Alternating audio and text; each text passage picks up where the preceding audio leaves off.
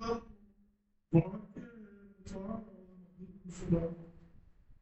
कायरता से भी आप पूरे बच्चों के जो कि विषाद कर रहे हैं और असों के कारण उनकी नेत्रों की देखने की शक्ति बहुत हो रही है भगवान के वचन में देखते हैं। हरे कृष्णा। अब देखो भगवान संजय उवाच, संजय ने कहा कि ऐसी वैसी कायरता से व्याप्त हुए उन अर्जुन के प्रति जो कि विषाद कर रहे हैं और आंसुओं के कारण जिनके नेत्रों की देखने की शक्ति अवरुद्ध हो रही है, भगवान मधुसूदन ये वचन बोले। यानी कि कभी कभी हम जब डिप्रेशन में चले जाते हैं, आंसू में होते हैं, हमें कुछ दिखाई नहीं देता, आंसुओं के कारण सब कुछ धुंधला दिखाई देता है। तो मधुसूदन, मधुसूदन, इसमें जितने भी नाम भगवान कृष्ण के अर्जुन के आएंगे तो उसमें पीछे भावार्थ है। ये तो हर बार अर्जुन और कृष्ण लिख देते, देखिए हर बार नाम बदल के आएंगे। जैसे पहले वाष्ण आया था ना, पिछले अध्याय में पढ़ा था, वृष्णि वंश के थे, तो अर्जुन ने जानबूझ के वाष्ण का कि आप भी तो वृष्णि वंश के वंश का आप ध्यान रखते हुए नहीं, तभी तो आपका नाम वाष्ण है।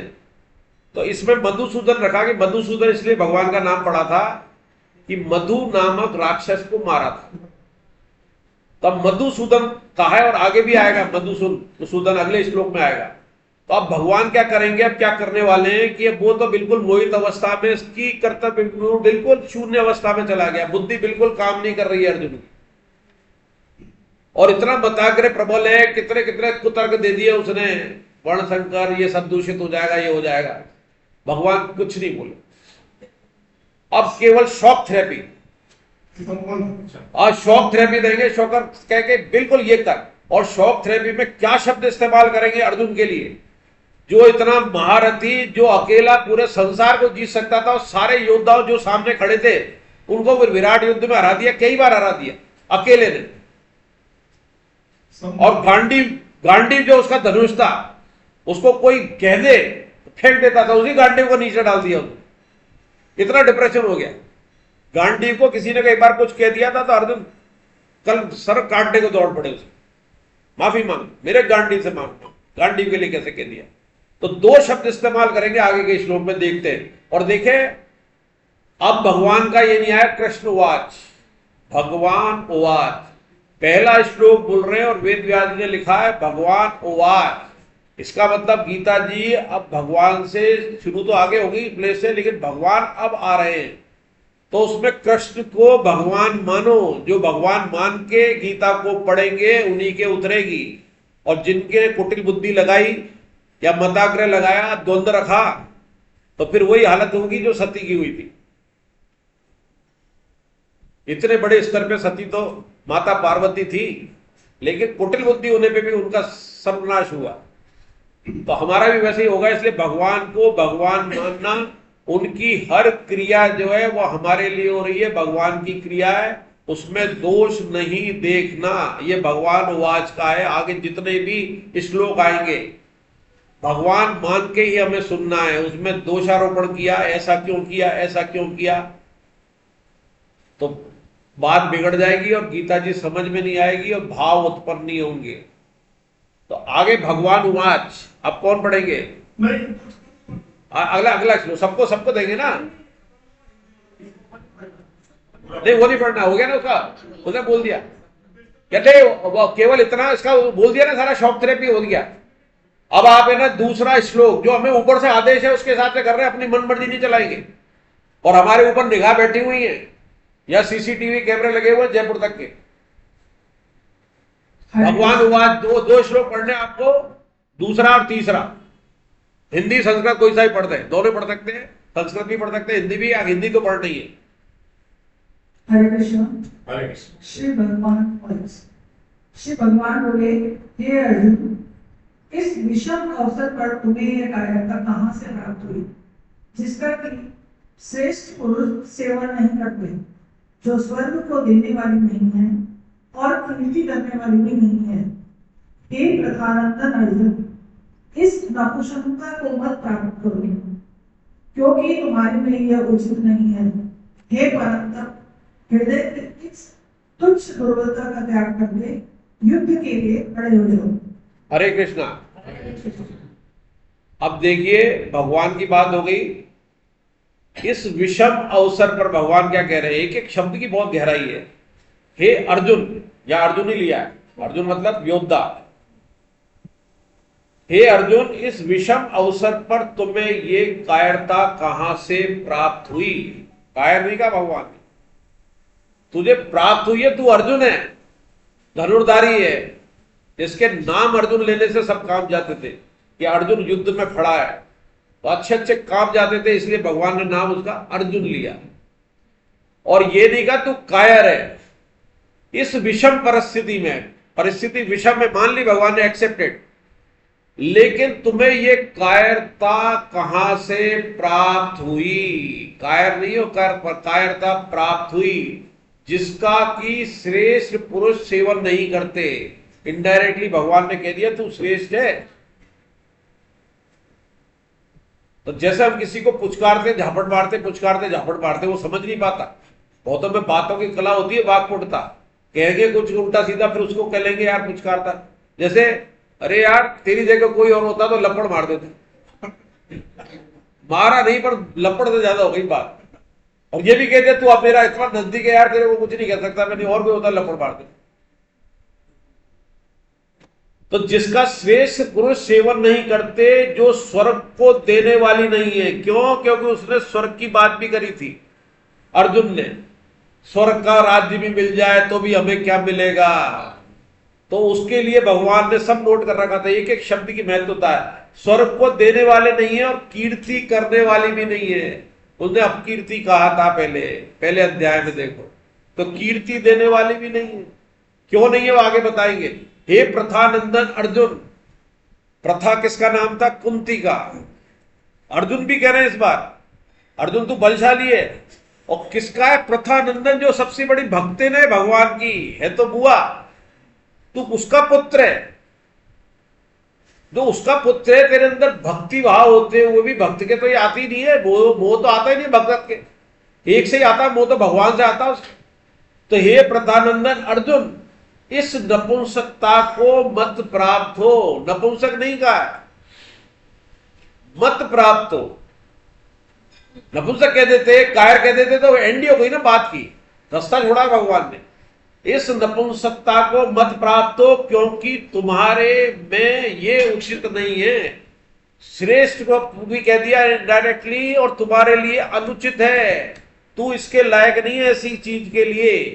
कितनी बड़ी बात कह रहे हैं। इसलिए गीता जी की एक एक शब्द बड़ा रहस्यमय है और हर बार पढ़ने में नया निकलता है। हर साधक के अलग अलग विचार आते हैं।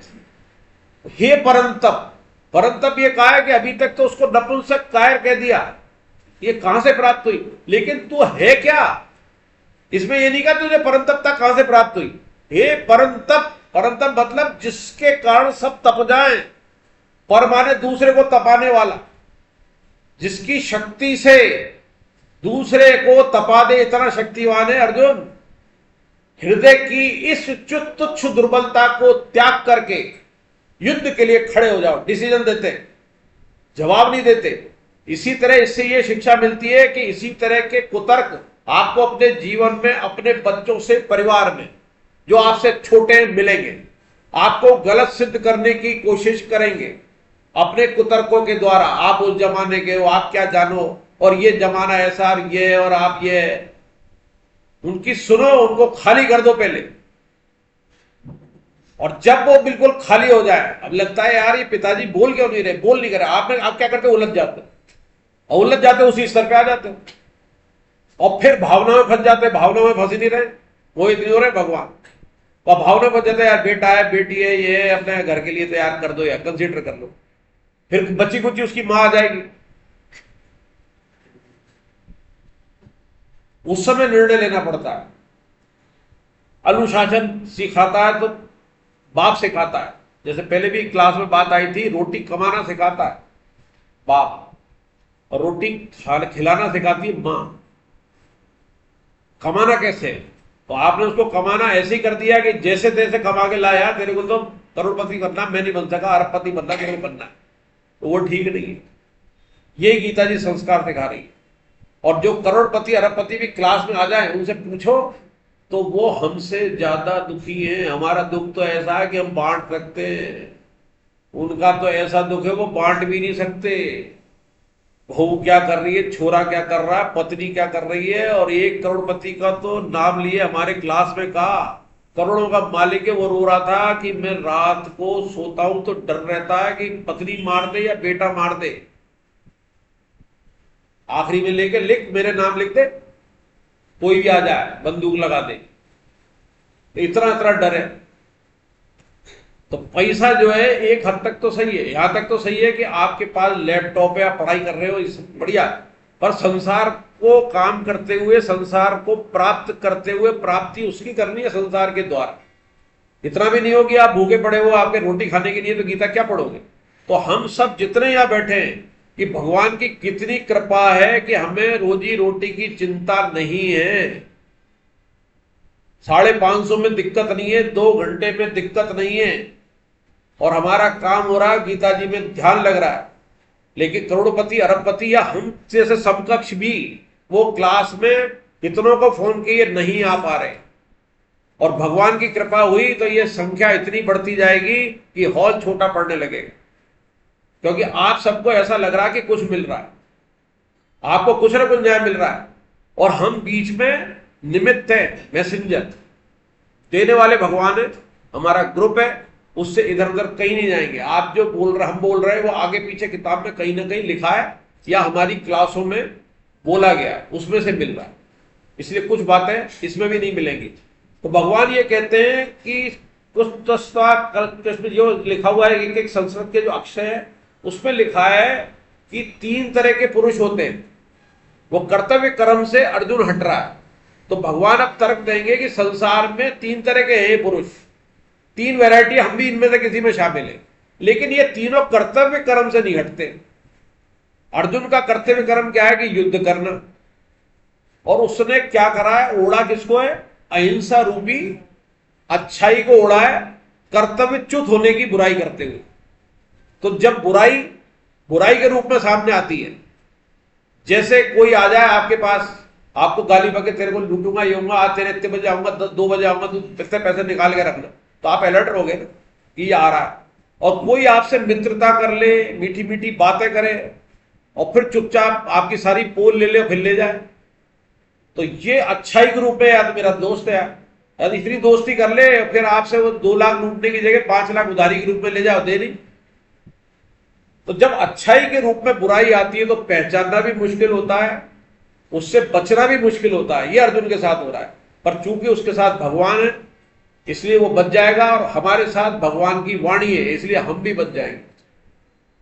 तो 3 तरह के होते हैं। पहला जो सबसे बढ़िया होते हैं विचारशील, विचारशील जो विवेक का ध्यान रखते कि विवेक से ये सत्य है, असत्य है, ये जड़ है, ये करना है, मुझे संसार का इस्तेमाल करके भगवत प्राप्ति की करनी है, जो ज्ञान योग और कर्मयोग के द्वारा हो जाएगी। ये है विचारशील, लेकिन वो अपना कर्तव्य कर्म नहीं छोड़ते। ये होते सतोगुणी। दूसरा पुण्य कर्म करने वाले, स्वर्ग की आकांक्षा रखने वाले। ये ताज्जुब लगेगा कि नंबर 2 पे डाला स्वर्ग वाले को। तो पहले वाले भगत है या मोक्ष या वैकुंठ के अधिकारी है। भगत मतलब भले ही उनका जन्म बार बार होता रहे, लेकिन वो सतोगुणी है, भगवान के भगत है। जैसे राजा भरत भगत थे, लेकिन थोड़ी सी गलती के कारण हिरण बन गए, हिरण से जड़ बड़े बने, फिर मुक्ति होगी, 2 जन्म एक्स्ट्रा लग गए, तो भगत है वो दूसरी श्रेणी में नहीं आएंगे। उन्होंने स्वर्ग की आकांक्षा नहीं रखी। स्वर्ग की आकांक्षा मतलब हमारी कोई ना कोई कामना है, पहले वाले की कामना नहीं होती। कामना होती है तो एक ही भगवत प्राप्ति, और कामना का कभी मिसकंसेप्शन नहीं रखे। मिसकंसेप्शन का मतलब अगर भगवान के प्रति कामना रखनी है, मुझे भगवत प्राप्ति करनी है, वो कामना में नहीं आएगी। मुझे गीता पढ़नी है और इतनों को पढ़ानी है, ये कामना हो गई, ये क्लास 100 की हो जाए, 400 का हमारा गीता सेमिनार जो है 400 का हो जाए गीता, वो कामना नहीं है। कामना होते हुए भी जो संसार की और अपने लिए होगी वो कामना कहलाएगी, उसमें कर्म दोष लगेगा, इसमें नहीं लगेगा। भगवान तो इसमें आज्ञा दे रहे हैं, 68-69 में दे रहे हैं, जो गीता प्रचार करेगा तो वो काम नहीं तो हो गई ना, मैं गीता प्रचारक। लेकिन उसके अंदर मैं भावना नहीं होना चाहिए, बल्कि नाचना चाहिए उसे कि भगवान मुझसे करा रहे हैं। ये तो किसी से भी करा सकते, मुझसे करा रहे हैं, मुझसे गीता पढ़वा रहे हैं, गीता प्रचार करवा रहे हैं, मुझे निमित्त बन क्यों करें। तो दूसरे होते हैं जो स्वर्ग का, उनमें विवेक तो जागृत होता है, विवेक तो है, जानते हैं सत असत भगवान है, लेकिन इनके कामना होती है संसार की, भगवान की नहीं होती। पहले वाले में कामना भगवान की हो सकती है, तो ये स्वर्ग तक के अधिकारी होते हैं, पर फिर भी कर्म इन्हें करना पड़ता है, तभी तो मिलता है स्वर्ग, पर स्वर्ग भोग के वापस यही आना पड़ता है। और तीसरे होते हैं कीर्ति, जो कुछ है उनका संसार है। पहले वाला का तो भगवान स्तर था, दूसरे वाले का स्वर्ग का स्तर है, देवता तुल्य तक हो जाते हैं। और तीसरा संसार को ही सब कुछ मानते हैं, जो है अपने लिए भोगने के लिए, आगे किसने देखा पीछे किसने देखा, जैसे तर्क में लेंगे यार किसने देखा, क्या जन्म होगा अगला, याद है क्या पिछला जन्म, आगे का क्या होगा। वो कुतर्की होते हैं और उनको यहीं पर मजा आता है, खूब समय का उपयोग करते हैं, समर्थ करते हैं, ऐश करते हैं, एंजॉय करते हैं, मॉल जाते हैं, घूमते हैं, देश विदेश पर्यटन करते हैं और यही आनंद लेते हैं। और यहाँ दान पुण्य भी कर दिया तो उसमें भी देख, अब तो ये है, पहले दूसरे वाले में भी दान पुण्य, लेकिन उसके अंदर कामना के साथ है कि मुझे स्वर्ग मिल जाए।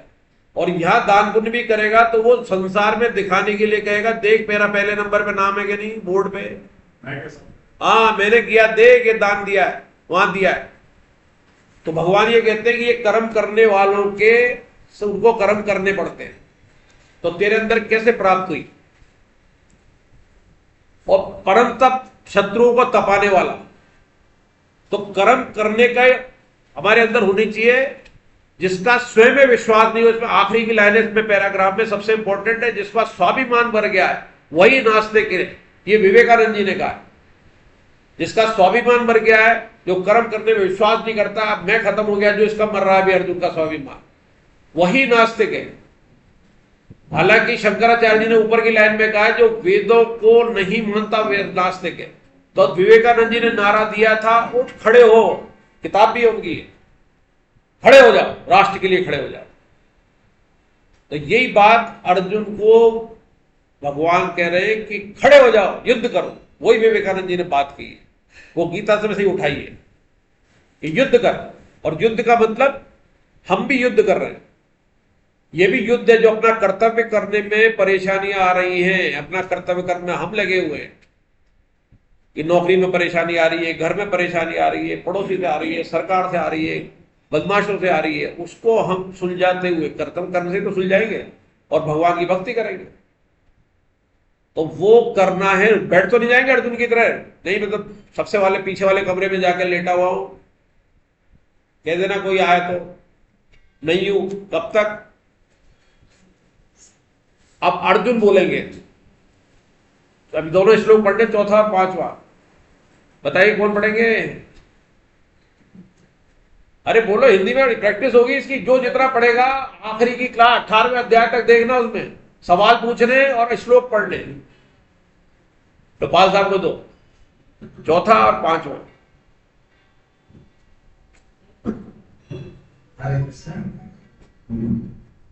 फिर तो आप उधर मुंह कर लो जब खड़े हो गए तो। मैं भूमि में विश्व और गौरव के साथ मानव से कैसे युद्ध करूं, क्योंकि हरे अधिफुदन ये दोनों ही निद्रा के योग्य हैं। महानुभाव गुरुदेवों को न मारकर इस लोक में मैं भिक्षा का अन्न खाना भी श्रेष्ठ समझता हूँ, क्योंकि गुरुदेवों को मारकर यहाँ रक्त से सने हुए तथा धन की कामना की चटा लोग वाले लोग भोगों कोई तो भोगूंगा। हरे कृष्णा, धन्यवाद धन्यवाद पाल साहब। देखो, ये पाल साहब ने पहले दिन की, दूसरे दिन की कक्षा पहले में नहीं आ पाए थे, दूसरे दिन की कक्षा में ही ग्रुप में कहा था कि मुझे समझ में नहीं आया, तब से आगे आगे बैठ रहे। आज श्लोक पढ़ने की हिम्मत की, जो सबके बीच में खड़े होके और सामने श्लोक कर दे, तो ये 18वें अध्याय के बाद पाल साहब को देखना, तो इनसे प्रेरणा लें। हमारे सबके अंदर क्षमता है, सबके अंदर, पर हम पता नहीं क्यों झिझकते हैं। यही तो कह रहे हैं, ये कायरता कहां से आ गई तेरे अंदर, तू तो मेरा अंश है बोल्ड, जो कहीं बोल्ड नहीं हो सकता, ठीक है ना। तो स्वयं में विश्वास, विवेकानंद जी ने, जितने भी महापुरुष उस समय हुए या वर्तमान काल में, हम वर्तमान काल में इनकी अपन अवहेलना कर रहे हैं। कि सुनीता विलियम्स ने कहा कि मैंने गीता जी पढ़ी, वो जो भी प्रेस वो बनी है ना रॉ की, इसकी चीफ तुलसी, उसने कहा गीता पढ़ती हूं। जो भाकर है उसने मेडल लिया, गीता पढ़ के लिया। ये बात अब 50 साल बाद हमारे पोते बच्चे जिक्र करेंगे, हम देख रहे हैं लेकिन अनुभव नहीं कर रहे। जैसे कृष्ण को उस समय कृष्ण नहीं समझा बहुतों ने, आज उनकी पीढ़ियां जो है पछता रही है कि हम भी थे या वहां पर।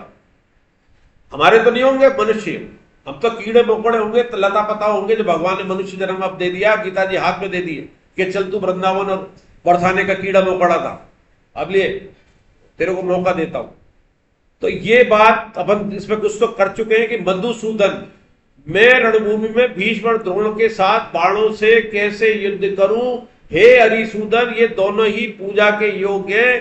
महानुभाव गुरुजनों को न मारकर इस लोक में मैं भिक्षा का अन्न भी श्रेष्ठ समझता हूं, क्योंकि गुरुजनों को मारकर यहां रक्त से सने हुए तथा धन की कामना की मुख्यता वाले भोगों को ही तो भोगूंगा। अब एक एक बात देखो कितना गलत कह रहा है। अगर हम शांत मन से बिना द्वंद्व के, बिना उसके सोचे किसी तरफ की तरफ कि अर्जुन कहां गलत है, पहले तो कहता मधुसूदन, इसका गहराई ये है कि देखो तुमने तो राक्षस से युद्ध किया था, मेरे को कहां फंसवा रहे हो, द्रोणाचार्य के बीच में भीष्म के। और दूसरा शब्द लिया है अरिसूदन, ये भगवान के नाम है।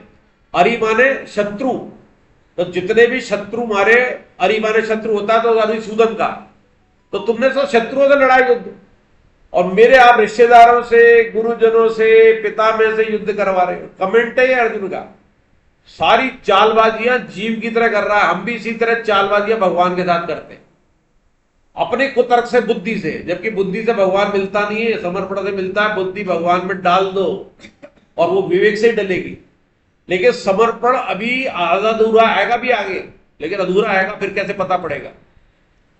तो ये दोनों पूजा के योग्य हैं। महानुभाव गुरुजनों को मैं मारकर तथा श्लोक में न श्लोक के अंदर भिक्षा भी नहीं खाना चाहता। बताओ किसने कहा था? तू पहले तो राज्य मांग रहा था ना, 5 गांव भी मांग रहा था, तो पहले भिक्षा मांग लेता, आया क्यों? कृष्ण ने थोड़ी करवाया युद्ध, अब आके पलटी भगवान ही दिलवा रहे हैं हमें गीता सुनाने को। अगर सपोज ये युद्ध हो जाता, गीता नहीं मिलती, तो हम क्या कर रहे होते? बल्कि भगवान को ही गाली दे रहे थे, मरवा दिए मरवा दिए। तो भगवान ने अपने लांछन भी दूर करे। हरे किसी का कोई प्रश्न है? सर इसमें कि महानुभाव गुरुजनों को न मानकर मैं इस श्लोक में मैं भिक्षा का अन्न खाना भी श्रेष्ठ समझता हूं। हाँ, इसका मतलब ये है कि मुझे इनडायरेक्टली मतलब मुझे राज नहीं चाहिए, मतलब मैं भिक्षा मांग के खा लूंगा पर युद्ध नहीं करूंगा। पर उससे पूछो कि वो छोड़ेंगे क्या तेरे को? भिक्षा मांगते हुए तो एक दिन में भी अटैक करके मार डालेंगे। अर्जुन ने इसमें इतना मारा है। और क्षत्रिय हो गए, भिक्षा का धर्म किसका है? ब्राह्मण का। तो आगे भी आएगा जब वर्ण संकर होगा तो यही तो है, जिसको जो करना है वो करना है। तेरे को क्षत्रिय धर्म है, तो भिक्षा मांगने में भी क्या करेगा? अगर भिक्षा मांगने उतर जाएगा और कोई ना कर देगा तो उसे मारने को दौड़ेगा। मैं 3 बार मांग चुका हूं, तो दे नहीं रही है, क्योंकि अंदर से क्षत्रिय धर्म बोलेगा। तो ये अर्थ है इसका कि भिक्षा मांग के भगवान तो हंस रहे हैं, मुस्कुरा रहे हैं, आगे हंसाएंगे इसकी नौटंकी पे कि अन्न खाना भी श्रेष्ठ समझता हूं। तो ये अरिसूदन इसलिए आया। और दूना के पूजा के योग्य महानुभाव गुरुजनों का, जैसे भी पाल साहब ने बता दिया कि भिक्षा भी नहीं पसंद करते, और रक्त से सने हुए गुरुजनों को मानकर, क्योंकि वो बार बार गुरुजन कह रहा है, भीष्म पिता में कह रहा है, आताताई नहीं कह रहा। जबकि आताताई बोला है, वो अधर्मी बोला है, वो अधर्मी है। लेकिन यहां अभी उनको अपने, हम भी अपने हिसाब से करते जब तर्क वितर्क करते, इसके पास जाएंगे तो वो शब्द इस्तेमाल करेंगे, बिल्कुल अपोजिट। दूसरे से काम होगा तो बिल्कुल अपोजिट करेंगे। तो भगवान को समझाने के लिए भगवान ने कहा मेरे बुद्धि से, मेरे ही शब्दों से मुझे समझा रहा है, वही हम काम करते हैं। हमारी बुद्धि भगवान की, हमारी गुणता भगवान की, शरीर भगवान का, परिस्थिति भगवान की, और उन्हीं से भगवान को समझाते हैं। अरे मदद कर, देख मैं कितना सहन कर रहा हूं। भगवान कहते देखता हूं मैं कितना सहन कर रहा है।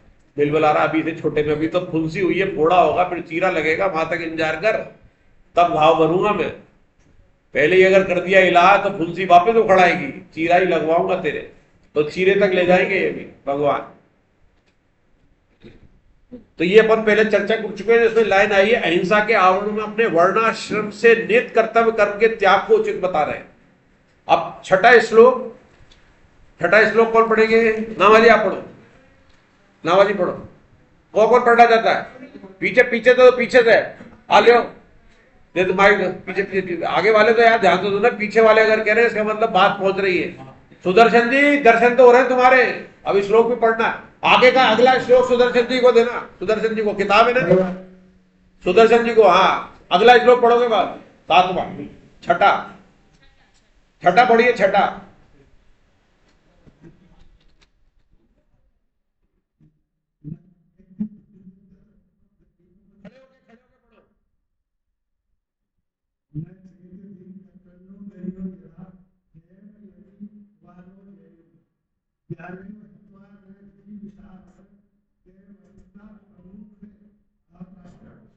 हम यह भी नहीं जानते कि हम लोगों के लिए युद्ध करना और न करना, इन दोनों में से कौन सा अत्यंत श्रेष्ठ है।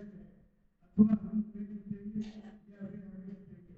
जिनको मारकर हम जीना भी नहीं चाहते, वे धर्मराज के संबंधी हमारे सामने है।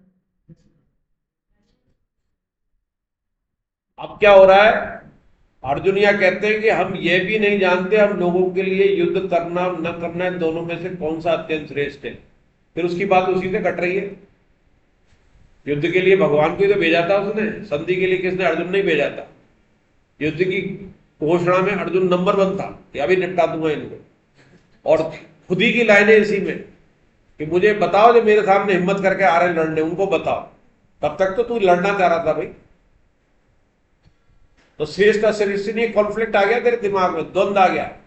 तो जब कॉन्फ्लिक्ट आ जाता है तो वो मोह में आता है, मोह में। काम क्रोध लोभ मोह, कामना से उत्पत्त होते हैं सारे। कामना क्या हुई कि मैं इनको न मारूं, मेरे भगवान है, ये कामना। ये पहले कामना थी राज्य की, ये मिल जाए, मैं धनुर्धर हूं, इनको हरा दूंगा। तो मोह के अंदर क्या होता है कि बुद्धि जो है आपकी बिल्कुल होते हुए भी शून्य भी नहीं होती है, इधर उधर करती है। कॉन्फ्लिक्ट, द्वंद की कर्तव्य मूड विमूढ़ स्था, ये करूं वो करूं, वो सबसे खतरनाक स्थिति है। शून्य हो जाए तो दूसरे संभाल ले मोर्चा। अर्जुन बेहोश हो जाए, भी बेहोश हो गया देख के, तो दूसरा संभाल ले। लेकिन नहीं करूंगा, और अब ये कि करूं कि ना करूं, थोड़ा सा कॉन्फ्लिक्शन चालू हो गया। पहले तो नहीं करूंगा दृढ़ डिसीजन दे दिया, अब क्या करूं कि नहीं करूं, अब इसमें आएगा ये धीरे धीरे। तो भगवान इसमें गांधी जी का एग्जाम्पल दिया है। गांधी जी ने कहा ऐसे निर्णय सबके जीवन में आते हैं, मेरे भी आते थे, तो गीता जी पढ़ता था। इसलिए उदाहरण दिया है कि श्रेष्ठ पुरुषों ने भी पढ़ी है। ये श्रेष्ठ थे इसीलिए थे, तब क्या हम इनसे कम है? जो उनके पास था वही हमारे पास है, पर उन्होंने जहां कामना छोड़ी, सेवा में लगे, नाम हो गया। आप पिछले 500 साल के अंदर कितने राजा महाराजा हुए, नाम नहीं बता सकते। कितने सेठ हुए, कोटा सेठ, जयपुर सेठ, दिल्ली का सेठ, भारत के धनपतियों के नाम नहीं बता सकते, जब तक कि अगर उन्होंने दान नहीं किया हो, सेवा नहीं की हो, तो आप नाम बता दोगे। लेकिन संतों के नाम बता दोगे जिन्होंने त्याग किया, जो सूली पे चढ़ गए, शरीर छोड़ दिया, धन छोड़ दिया, मान छोड़ दिया, उनके नाम संसार याद रखता है। भगवान तो रखेगा ही रखेगा। तो हम सोचे या करोड़पति बन जाए, नाम कर ले, वो कर ले, वो 2-4 साल 10 साल है, उसके बाद कोई नहीं पूछता। पिछले 20-30 साल की मेमोरी में भी देख लो, कितने बड़े बड़े जो उद्योगपति चले गए। अगर किसी ने सेवा किए, आज इतने उद्योगपतियों में टाटा गया, तो टाटा के लिए देश एक हो गया। जिनने कभी उसके दर्शन नहीं किए, केवल नाम ही सुना था, उसके भी आंसू आ गए। क्यों? क्योंकि उसने सेवा की, उसने अपने आप को मालिक नहीं माना, उसको देश को ऊपर उठाना है। जिस कार वाले ने उसको बेइज्जती करके निकाल दिया, तो उस कार का अधिपति कर लिया उसने। फोर्ड वाला था ना, फोर्ड। हाँ, तो ये है कर्मयोगी। तो हमारे अंदर सम्यक क्षमता है। उस फोर्ड को खरीद लिया जिसने अपमान करके, वो दिमाग में आ गई। तो ऐसे अगर दिमाग में हम ढाल लें, हमें फोर्ड नहीं चाहिए, हमें तो भगवान चाहिए। कि भगवान मिल जाए, 7 बार रोज लिखना है, और फिर उस निश्चय पे दृढ़ रहना है। दृढ़ निश्चय। आप ये देखेंगे कि गीता जी पढ़ते हुए दृढ़ निश्चय पे जो संसार की चीजें तो आपके पीछे पीछे आ रही है। नौकरी भी बढ़िया हो रही है, टारगेट भी पूरे हो रहे हैं, रिटायर्ड हो गए तो घर में इज्जत बढ़ गई है, और आपके घर में ये चर्चा तो होने लग जाएगी कि केशवराय पाटन से कहां गए, गीता जी सुनने हर संडे जाते हैं। और आप अगर 2 घंटे हर संडे केशवराय पाटन से कोई धंधा करने 2000, 5000, 10,000 कमाने आएंगे, थू होगी आपकी। नामाजी को बुढ़ापे में भी चैन नहीं है, पाटन से जा रहे हैं। तो ये संसार और भगवान के में अंतर है। गीता जी पढ़ने जा रहे हैं तो आप अलग निगाह से देखा जाएगा, और कमाने जा रहे हैं तो आपकी खुद की निगाह में गिर जाओगे आप।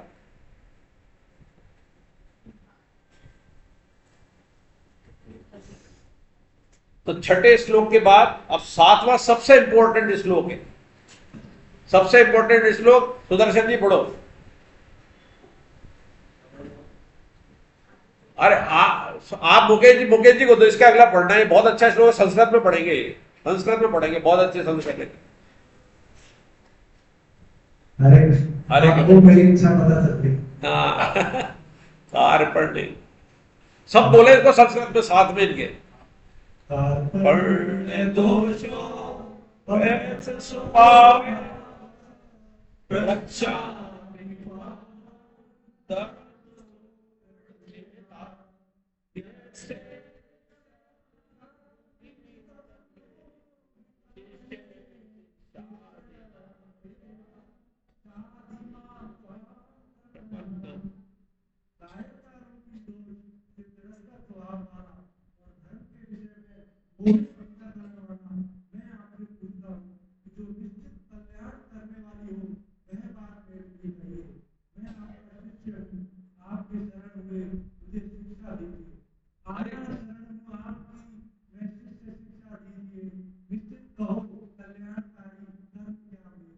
वाह वाह, हरे कृष्ण हरे कृष्ण।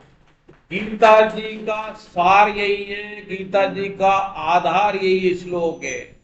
अगर आप इसको रोज प्रैक्टिस करके गाओगे आपके भाव उत्पन्न हो जाएंगे। संस्कृत आए ना आए, बस ऐसे ही गाना का कार्पण्य दोष भगवान से, ये प्रार्थना है अर्जुन की। हालांकि आगे के अध्याय में अर्जुन की बहुत बड़ी प्रार्थना है, लेकिन ऐसी प्रार्थना है कि वो कह रहे हैं, एक्सेप्टेंस आ गई है, एक शॉक थेरेपी देते ही, कि कायरता रूप दोष से तिरस्कृत स्वभाव वाला, कि मेरे अंदर कायरता दोष आ गया है, तिरस्कृत स्वभाव हो गया है मेरा, तिरस्कारित हो रहा हूं मैं, और धर्म के विषय में मोहित अंतर करने वाला। जो हम कह रहे थे, भगवान कह रहे थे कि हम दृष्टा भाव में बैठे हैं, अर्जुन भी अब अपने आप को दृष्टा में देखने लगता है। उसने अपनी गलती पकड़ ली, यही भक्त की पहचान है। दुर्योधन कभी गलती नहीं पकड़ी, धृतराष्ट्र ने कभी गलती नहीं पकड़ी। क्यों? क्योंकि वो प्रेय चाहते थे, राज्य चाहते थे, यहां वो श्रेय चाहता, अपना कल्याण चाहता, जो अगली आ रही है। मैं आपसे पूछता हूं कि जो निश्चित कल्याण करने वाली हो, निश्चित, नो अल्टरनेटिव, मेरे कल्याण की, ये कल्याण लाइन, इसी से भगवान जो है प्रसन्न हो जाते हैं। वो बात मेरे लिए कहिए, मैं आपका शिष्य हूं। जब तक आप शिष्यत्व स्वीकार नहीं करेंगे तब तक आप ग्रहण नहीं कर सकते। जैसे पहले सती जी के एग्जाम्पल आया था, कुंभन जी के। शंकर जी शिष्यत्व भाव में गए थे, लेकिन सती ने कहा रहे, ये ढोंग लगा रहे अगस्त्य ऋषि। तो शिष्यत्व भाव का मतलब है कि जो ये कह रहे हैं, मैंने इनको अपना गुरु मान लिया, मैं इनकी आज्ञा पालन करूंगा। शिष्यत्व ये नहीं है कि उनके चरण धोऊंगा, उनको दक्षिणा देऊंगा, उनके लिए पलंग दूंगा, एसी लगवा दूंगा, ये शिष्यत्व नहीं है। अगर सदगुरु है और वो कह दे ये करना है, हो सकता है कि वो आप पे आर्थिक बोझ भी डाले, पर आपकी क्षमता के हिसाब से वो देख लेगा कि इस तरह इसने कमाया है, इसके शुद्धि के लिए इतनी जरूरत है, वो आपको वो कह देगा कि ला ये बनवा दे। वो अपने लिए कुछ नहीं कहेगा, ये करवा दे। अगर उसने कह दिया और आपको स्वीकार किया तो आपको नाचना चाहिए, डांस करना चाहिए कि आपको पता नहीं पड़ रहा था कि मैंने इतना दान किया है नहीं किया, ये रह गया था, बाकी ये गुरुदेव ने कह दिया वो कर दिया। संशय जरा भी करा, वो अपने लिए नहीं कर रहे, अपने कल्याण, आपके कल्याण के लिए दूसरों का कल्याण करवाते हुए कर रहे। शादी ब्याह के लिए कह दिया, जैसे राम मंदिर में भी शादी हुई तो आपको कोई आज्ञा कहीं से भी हुई, ये मान के चलो कि अगर कोई सात्विक कहीं से भी बात मिल रही है वो भगवान कहलवा रहे हैं, और कई बार जो बुरी बात भी मिल रही है वो अपने बचाव के लिए भगवान कहलवा रहे हैं। वो सब में आखिरी में आएगा जब विभूति योग बताएंगे तब ये सीखने को मिलेगा कि हर आदमी वो बैठे हुए आपके पास क्या क्या मैसेज पहुंचा रहे हैं, वो मैसेज पकड़ना है। तो मैं आपका शिष्य हूं और आपकी मुझे शरण दीजिए, शिक्षा दीजिए। अब इसमें क्या है, कायरतापूर्ण दोष स्वीकार कर लिया, फिर इसका स्वभाव धर्म के विषय में मोहित अंतःकरण वाला स्वीकार कर लिया, निश्चित कल्याण, ये सबसे इंपॉर्टेंट है। और शिष्य, शिष्य मतलब मैं शिष्य हो गया। पर इसके बाद थोड़ी सी अलग है कि आपके शरण हूं, मुझे शिक्षा दीजिए। अब आप जब किसी के शरण हो जाते हो तो उसको आज्ञा दे सकते हो क्या? वो भगवान को आज्ञा दे रहे हैं कि मुझे शिक्षा दीजिए। तो शरणागति इससे पता पड़ रही है कि अभी अधूरी है, अभी पूरी नहीं हुई है। तो अर्जुन का श्रेय जो है वो कि मेरा कल्याण कैसे हो, इस पे और मैं आपका शिष्य हूं, दो बात को पकड़ लेते हैं भगवान। और जब ये कहते हैं कि आज्ञा दीजिए, इस पे बाद में हंसेंगे भी भगवान, क्योंकि आगे के श्लोकों में ये शरणागति के 6 लक्षण है, बाद में आप पढ़ लेना। ये रूप गोस्वामी जी ने कहे हैं कि सब कुछ उसमें आता है कि प्रतिकूल परिस्थिति आ रही है, अनुकूल परिस्थिति आ रही है। ये 8वें श्लोक से ऊपर ही है। प्रतिकूल वाली परिस्थिति भगवान ही हमारी रक्षा करते हैं, भगवान ही हमारा पोषण करते हैं। प्रतिकूल अनुकूल परिस्थिति, ये रूप गोस्वामी जो 6 सनातन गोस्वामी हुए अपने, जिन्होंने पूर्ण वृंदावन और गिरिराज जी को जीवित किया, चैतन्य महाप्रभु के शिष्य थे रूप गोस्वामी, सनातन गोस्वामी, गोपाल भट्ट, ये 6। आप नेट पे खोज सकते हैं, आगे भी आ जाएगा। ये संत नहीं होते तो हमें वृंदावन गिरिराज जी नहीं मिलते, 500 साल पहले हुए थे। इसलिए भक्तिमाल, और आप नोट कर ले भक्ति चरितांग, भक्तिमाल तो 2 हैं इसके गीता प्रेस के, लेकिन भक्ति चरितांग इसमें अभी तक के 30, 40, 50 साल पहले के भी भक्तों का जिक्र है।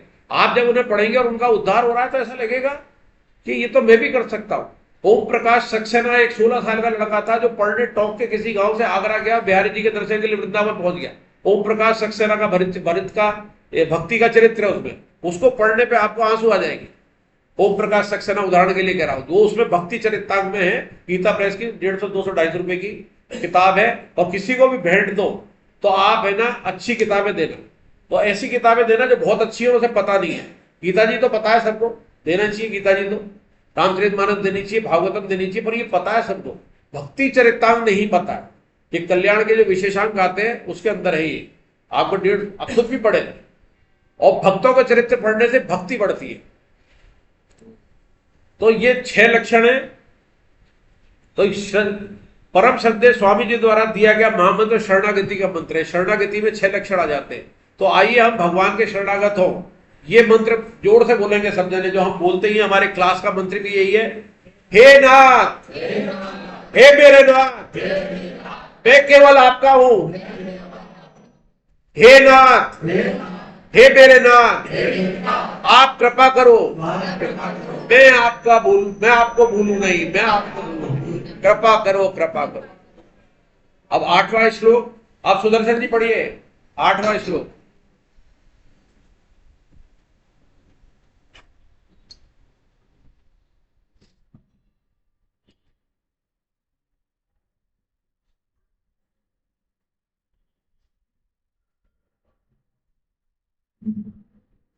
हरे कृष्णा।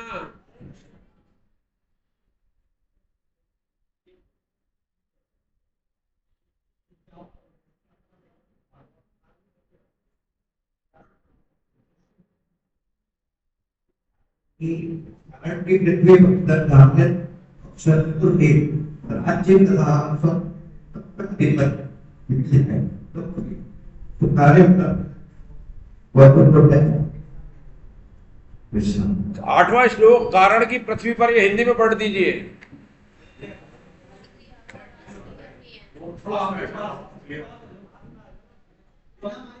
हाँ नहीं, वैसे पढ़ दो, आ जाएगा। आप नहीं, माइक से पढ़ दो, आगे देखो, आप देखो, दूर दूर रखो। हाँ, हरे कृष्णा।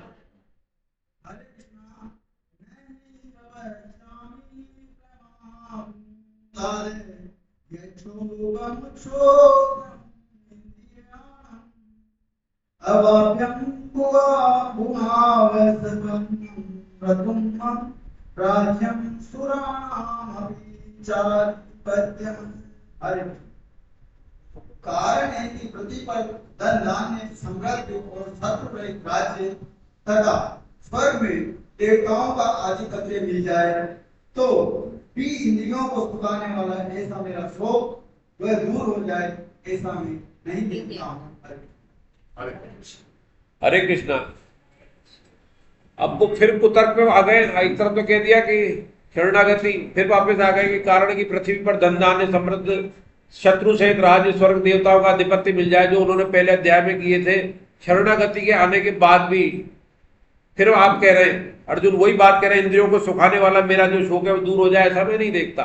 और इस कुतर्क इतना है कि पृथ्वी पर जितने भी ये धन धान्य राज्य सारी भोग कर रहे हैं, वो आज तक किसी को शांति नहीं मिली इनसे, आज तक नहीं मिली। और अर्जुन को नई बात नहीं कह रहे, लेकिन उस झूठी बात का भी सहारा ले रहे हैं अर्जुन। तो भगवान फिर आगे चल के मुस्कुराएंगे।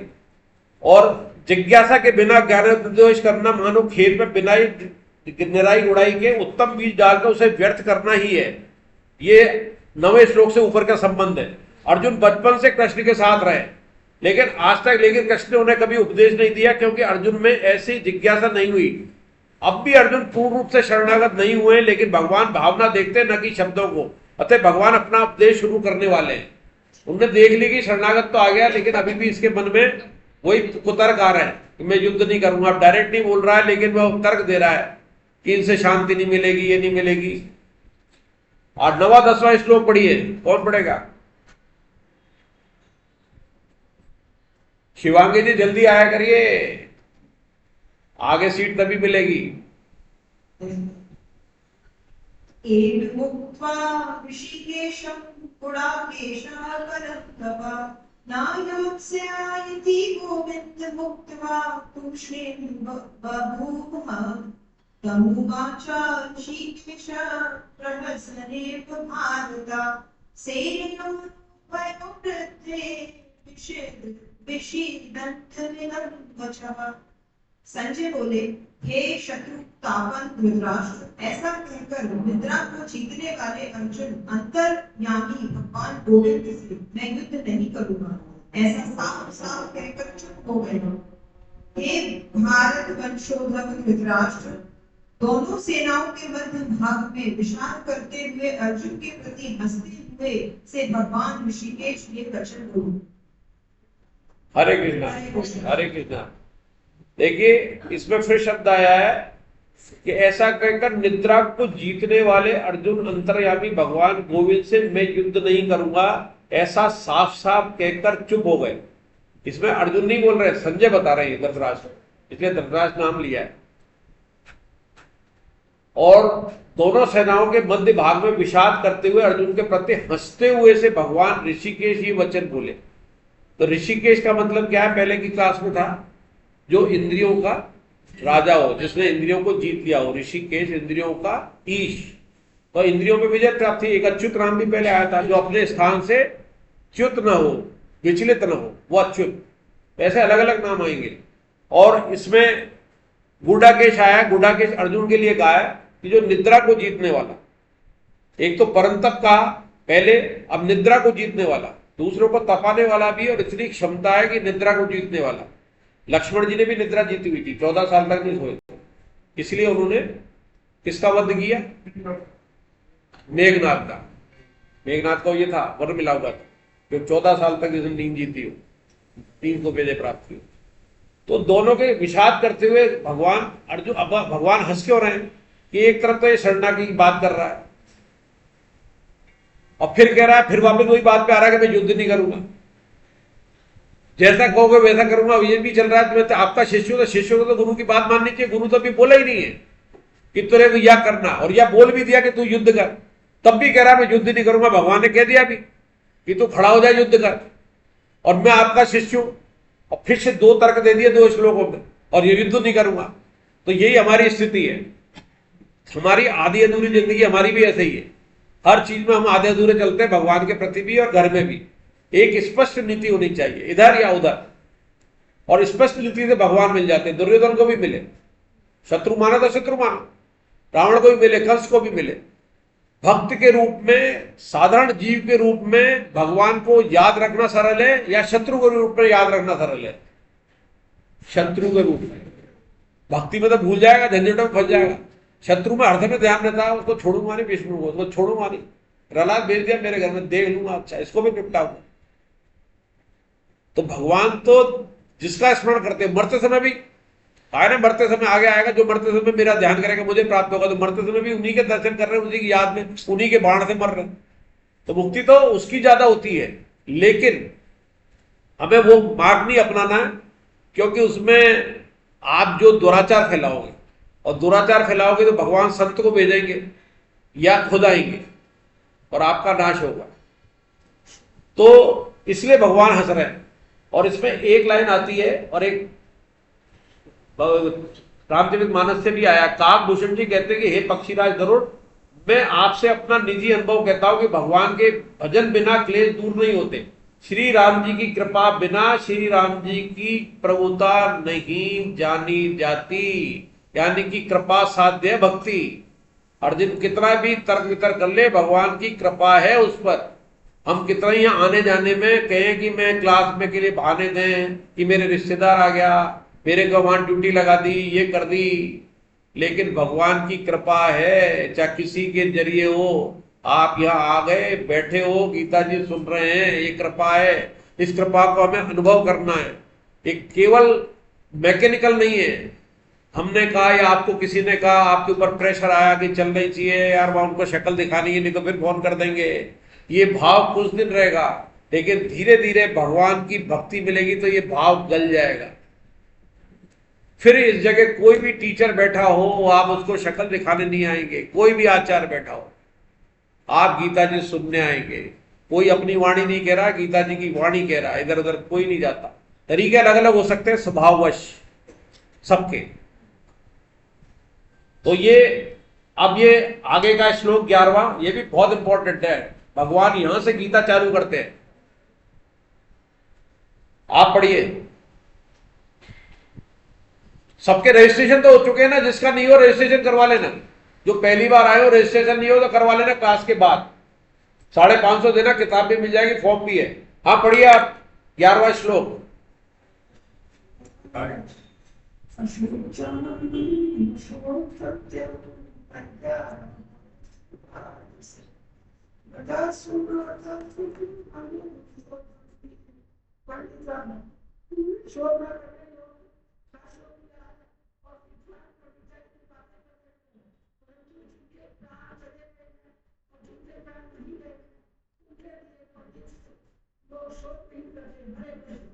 हरे कृष्ण, धन्यवाद।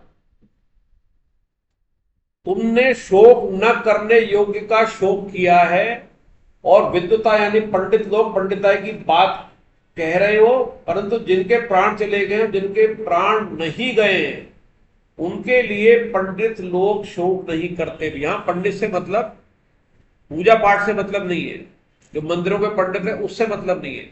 कोई गृहस्थ भी पंडित हो सकता है। पंडित का अर्थ है जो सत्य और असत्य को जानता है, आत्मा और शरीर के भेद को जानता है, संसार और परमात्मा के भेद को जानता है। जो नष्ट है, नाशवान है, निरंतर बदल रहा है, वो जड़ है। जो संसार भी है, शरीर भी है, जितने भी सब दिखाई दे रहे हैं प्रकृति में, वो सब जड़ हैं। इसको आगे भगवान अपरा कहेंगे, अपरा। और परा केवल दो हैं, परमात्मा और आत्मा। तो जो इसको जानता है, और आत्मा अमर है, न जलाई जा सकती, आगे आएगा, न काटी जा सकती, जो हमने कई बार सुनी है, मारी जा सकती। शरीर को जलाया जाता, काटा जा सकता है, लेकिन वो तो नष्ट ही होना है। इस शरीर के जो जीव इस पैदा हुए हैं, आपके घर में कोई बच्चा है या आपके दूसरे कोई पशु पक्षी है, उसके बच्चा पैदा हुआ है, तो एक बात सबके निश्चित है, बाकी कोई गारंटी ले सकता उस बात की। क्या है बताओ, क्या निश्चित है सबके साथ? मृत्यु। ये निश्चित है। जिसको सांसारिक मृत्यु कहते हैं, और दूसरे ज्ञानी जो होते हैं वो देह अंतर कहते हैं, देह का अंतर, दूसरे देह में चले गए। जैसे एक उदाहरण इसमें आता है कि चैतन्य महाप्रभु जी जब भजन करने जाते थे, जिसके चले जाए समझो कृष्ण अवतार थे वो भी, तो चले जाते तो एक के जवान एकमात्र लड़का मर गया, उसको बाहर भजन हो रहे, अंदर कमरे में मर गया। तो वो जो भगत जिसके आए थे उन्होंने कहा यार भगवान साक्षात आए तो रोना मत, पर उससे रुका नहीं गया। तो उनको लग भी गया भगवान थे, तो अंदर गए कमरे में, क्या चाहती है वो लड़का, बोले एकमात्र लड़का मर गया, भगवान हो तो उसे जिंदा करो, बोले कर दूंगा। तो उसका नाम लेके कहा, जो उसका नाम था कि खड़े हो जाओ, तुम्हें उठना ही पड़ेगा, तुम्हारी माँ याद कर रही है। बैठ गया वो, और उसने एक सब उत्तर सवाल किया, कौन से जन्म की माँ? मेरे करोड़ों जन्म में मेरी करोड़ों माँ कौन सी वाली याद की है, कर रही है, मुझे सबने याद किया। तब उसको ज्ञान हो गया तुरंत। जो आत्मा यहां पर मुक्ति से पहले, जाने से पहले इतनी कर रही थी, सड़ रहा हूं गल रहा हूं, ये मेरी माँ, या ये ले, ये कर, मेरे को गंगा जल पिला, या ये कर, सारा लगा हुआ था, वो साइन करा ले मेरे से, ये करा ले, पहचानने से इनकार कर दिया। उससे पहले चिंता थी कि मेरे बच्चों का, पोतों का, इसका क्या होगा। क्या पिछले जन्म के पोते नहीं है आपके? वो कहां सड़ रहे, मर रहे, या करोड़पति हो गए? सड़ रहे मर रहे तो अभी पता पड़ जाए तो रोने चले जाओगे, पर रोने चले जाओगे, लेकिन इसमें से देना भी चाहो ना, आप यहाँ करोड़पति हो तो इस वाले देने नहीं देंगे आपको। हमारा क्या मतलब है, ये तो हमारा पैसा है, वहां क्यों लगा रहे हो? और वो करोड़पति हो, इधर आप खाकपति हो इस जन्म में, और आपको याद दिला दो, फूंक भी कर दो, उनको भी याद आ जाए, फिर भी हिस्सा नहीं देंगे उधर वाले। कहते यार इस जन्म का मामला था, जादू उधर जैसा झेल रहा है। बैंक में 20 करोड़ छोड़ के फिर भाग के कह दो यार मुझे याद आ गई मेरे 20 करोड़ है यार, अब 15 साल का इस जन्म में जवान हो गया, सारे प्रूफ दूंगा, मैंने कौन सी तारीख को किया था, कब किया था, लॉकर की चाबी कहां रखी है, भगा देंगे। बोले भाग के तो सरकार का हो गया पैसा, उस समय तू दे नहीं सका किसी को, तो गया फ्री, अब याद कर रहा है। तो यही हमारी सबकी स्थिति है। तो पंडिताई की बात कर रहे, पंडिताई मतलब जो सत असत को जानता है, शरीर शरीरी के भेद को जानता है, देह देही के भेद को जानता है, तो ये जानता है, वो बातें ऐसी नहीं करेगा। और तू तो भद्र पुरुष है, फिर ऐसी बातें कर रहा पंडिताई की। इसमें एक शब्द भी आया, उसे पंडा कहते हैं, जो इसके भेद को जानता है उसे पंडा कहते हैं। अब 12वां 13वां 14वां 15वां एक जना ही पढ़े, कौन पढ़ेगा? आप पढ़ोगे? आप खड़े होके पढ़ लो, ये गाय दे दे महेंद्र जी को। हरे कृष्ण। हरे कृष्ण। न देहां जातु नासं दत्तं नेमे जनाधिपा न चैव न भासते भविष्यात् सर्वे वयमतः परम् देहिनो स्मृत्यथा देहे कौमारं यौवनं जरा तथा देहान्तर प्राप्ति दीर्घस्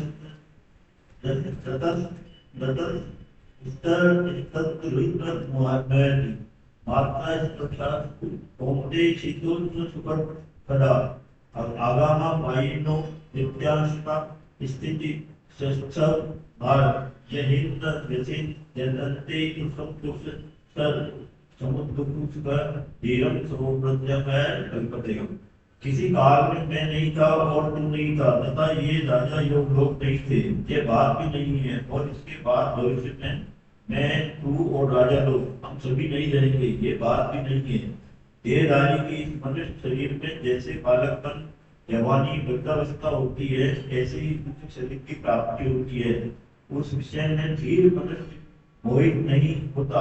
एक नंदन इंद्रियों के विषय जड़ का अनुकूलता और प्रतिकूलता के द्वारा सुख और दुख देने वाले हैं तथा आने जाने वाले और अनित्य हैं। एक भरत अर्जुन उनको तुम शायद करो, कारण की है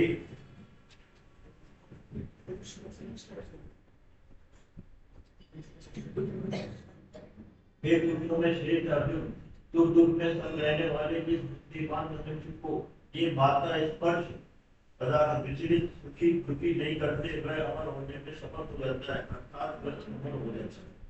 हरे कृष्ण। ये बहुत ही महत्वपूर्ण 4 श्लोक है।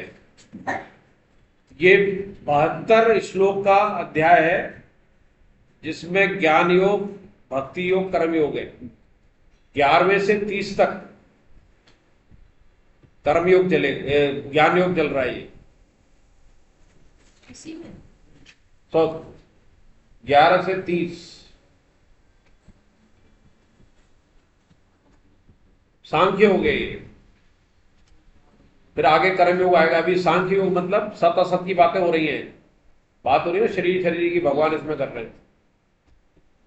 किस काल में मैं नहीं था, तू नहीं था, तथा ये राजा लोग नहीं थे, ये बात भी नहीं है। और इसके बाद भविष्य में मैं और तू और राजा लोग अब सब नहीं रहेंगे।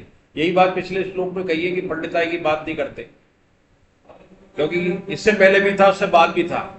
देहधारी के मनुष्य शरीर में जैसे बालकपन, जैसे हम अपना बालकपन देख रहे हैं, जवानी देख रहे हैं, बुढ़ापा देख रहे हैं, देहांतर हम नहीं देख पाते, और अगले जन्म में फिर वही सिलसिला चालू हो जाता है। वो हमारे चक्षु दिए नहीं है, पर अर्जुन को आगे देंगे भगवान, दिव्य चक्षु देंगे जो पूरे संसार का देख लेगा, भगवान का स्वरूप देख लेगा। वो हमारे पास इतने चक्षु दिए, वो हमारे हित के लिए दिए। जैसे कि समस्या आ जाए, जैसे भी चर्चा हो रही थी, पूर्व जन्म का बता दें तो क्या समाज में समस्या आ जाए, इस कारण नहीं दिए। लेकिन हर बार हमें मोह दिया है भगवान ने, और उसके साथ हमें गीता जी भी दी है। हर क्या पिछले जन्म में हमें गीता जी नहीं मिली होगी, पर इतने हमारे शायद भाग्यशाली नहीं थे। अब थोड़ा सा टच करके आए, देख आए, क्या हो सकता है जिस कमरे में गीता जी पढ़ी जा रही हो, या जो कोई अकेले में पढ़ रहा हो, उस कमरे में हम कोई छिपकली हो, कोई कीड़े मकोड़े हो, हमारे कान में गीता जी के शब्द पड़ गए हो और हमारा उद्धार हुआ हो, आखिरी समय में भगवान याद आ गए हो, मनुष्य याद आ गए हो, तो हमें मनुष्य जन्म मिल गया है। तो गीता जी का पूर्व जन्म का प्रभाव आगे देखेंगे, पूर्व जन्म का क्या प्रभाव होता है। पर इस मौके को नहीं चूके। भगवान ने कहा है कि तेरे को मनुष्य जन्म मिलना गारंटी है तेरी मुक्ति की। वीसा पासपोर्ट हमें मिल गया है अमेरिका का, और हमारे पास मौजूद है उसके जाने के साधन भी। पर यहाँ की मोह ममता में कि यार वहां क्या जाएंगे करेंगे, यहाँ तो मेरा ये है वो है, यहाँ की ममता है, ये बाल बच्चे साथ नहीं जाएंगे, अकेले रहना पड़ेगा, हम नहीं जा रहे। अकेले ही जाना भगवान के धाम, साथ नहीं जा सकते। तो ये मोह ममता छोड़नी पड़ेगी। तो भगवान यही कह रहे हैं कि किस काल में नहीं था, इसलिए उदाहरण देके कह रहे हैं हमारे समझ में आ जाए कि पूर्व जन्म था, आगे भी रहेगा। क्योंकि जैसे आप इस जन्म में भी तो देख रहे हो, 10 साल की उम्र का याद करो, आप कैसे दौड़ते थे, भागते थे। 25, 30, 40 साल में क्या करते थे, 50 में क्या करते थे, 5 साल में तुतलाना सीखे, याद आ जाएगा तो बड़ा याद आएगा, अरे रे ऐसा था हमने। तो उसको कौन देख रहा है? वही हैं हम जो देख रहे हैं। और भगवान ना करे कि हम अपने आप को सड़ता देखें। किसी के साथ कुछ भी हो सकता है, लेकिन गीता जी पढ़े और हमारे लिखा भी होगा प्रारब्ध में, तब भी हमें भगवान याद आएंगे उस योग में, उस समय में याद आएंगे। और भगवान ने तो ये कहा है कि तेरे प्रारब्ध के कारण अगर तू कोमा में चला जाता है, व्यवस्था नहीं होती है मुझे याद करने की आखिरी में, तो भगवान उसको याद दिलाएंगे अपना नाम। मरते समय उसकी जिब्बा पे बैठ जाएंगे, ये गीता जी में आगे लिखा हुआ। आखिरी समय में की, इसने पूरे जिंदगी भर किया है, लेकिन आखिरी समय में प्रारब्धवश ये हो गया है। लेकिन अंतर आज में से होश दे दूं तो ये मेरे नाम पुकारेंगे, तो भगवान गारंटी लेंगे कि फिर उसका मैं योग क्षेम वहन करता हूं। योग क्षेम मतलब भक्ति की प्राप्ति मेरी नहीं हो पा रही, आगे आएगा। योग क्षेम का मतलब है जो प्राप्त है उसकी प्राप्ति, योग का मतलब यहां पर, और क्षेम मतलब फिर उसकी रक्षा। तो ये सांसारिक चीज के लिए भी है और अध्यात्म के लिए भी। अध्यात्म की चरण क्या है? भगवान की प्राप्ति। तो योग क्षेम भगवान वहां का वहन करते हैं। आप चाहोगे यहां का तो यहां का भी कर लेंगे। जो आपके पास पैसा नहीं है दिला देंगे, उसकी रक्षा कर देंगे। जो पद नहीं, अमेरिका का राष्ट्रपति तक पद दिला सकते हैं। मोदी जी की ज्यादा इच्छा हो जाए कि अमेरिका से ऊपर बन जाऊंगे, इच्छा होने की बात है, भगवान की भक्ति करते ही आ जाए तो अंतरराष्ट्रीय का प्रेसिडेंट बना दे, वहां का यूएन होगा, अमेरिका से ऊपर हो गया, डिसीजन लेगा। तो वो सारे काम कर सकते हैं भगवान, पर हम केवल भगवान को ही मांगे, भगवान को ही मांगे। ये 4 श्लोक यही बता रहे हैं। और इसमें सबसे सरल रास्ता जो पहले भी अपन बात कर चुके हैं कि समता सहन करना। सहन करना मतलब सुख दुख आएंगे, उसमें एक सा रहना। सुख दुख से ही अमरता की प्राप्ति होगी। बुद्धिमान मनुष्य को ये मात्रा स्पर्श विचलित नहीं करते हुए अमर होने में समर्थ हो जाता है। पहले तो लिखा समर्थ हो जाता है और फिर होता है अमर हो जाता है। यानी कि अमरत्व की प्राप्ति केवल पीने से नहीं होगी, अमृत कर्म से हो रही है। आप सुख दुख सहन करते रहो और आप नोट करना कि आपके जीवन में जो सुख दुख आ रहा है उसकी प्रैक्टिस करना, कि दुख आया हुआ है उसको देखना, आने दो, दुखी मत होना, कब तक रहेगा।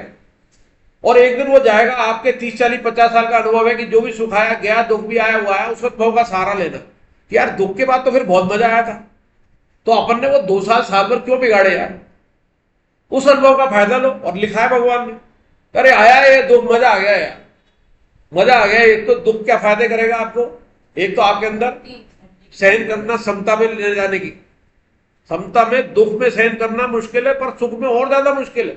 मान बढ़ाई मिलती है, ओ या आपके जो चमचे हैं या जो संसार वाले वो जीने नहीं देते। अरे आप में अब क्या है साहब, अब तो आप ये कर सकते हो और वो कर सकते हो, चढ़ाने वाले।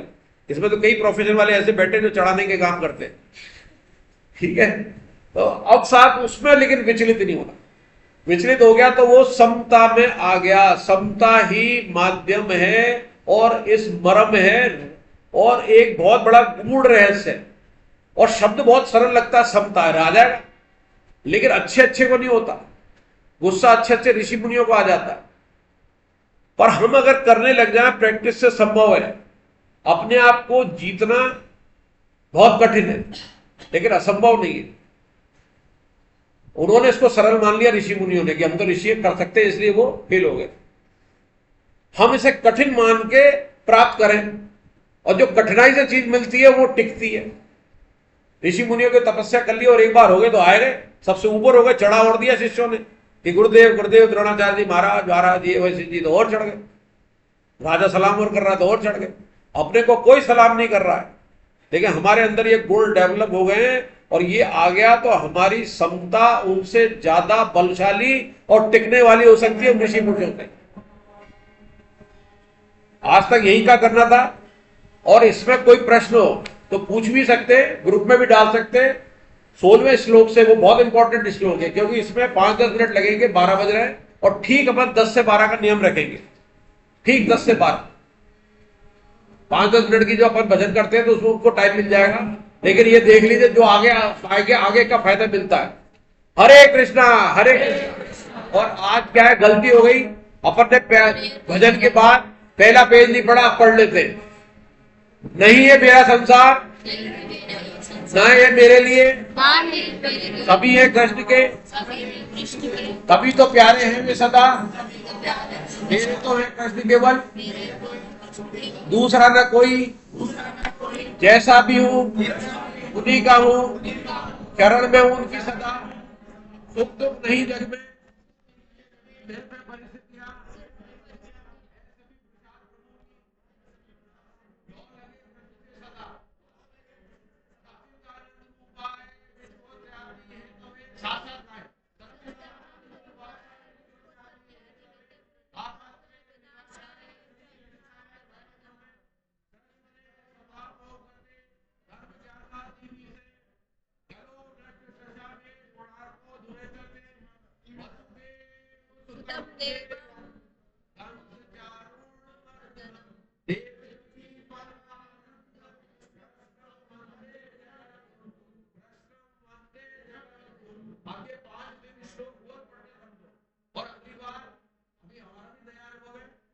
बहुत कम ध्यान रखना है। तो कभी भी ऐसा हो जाए कि हम ये नहीं कर पाए, याद दिला दें। आज वो जिम्मेदारी है, हमें याद दिला दें। बाकी गलती के लिए क्षमा करें। और मैं क्लास के बाद भी आ रहा है।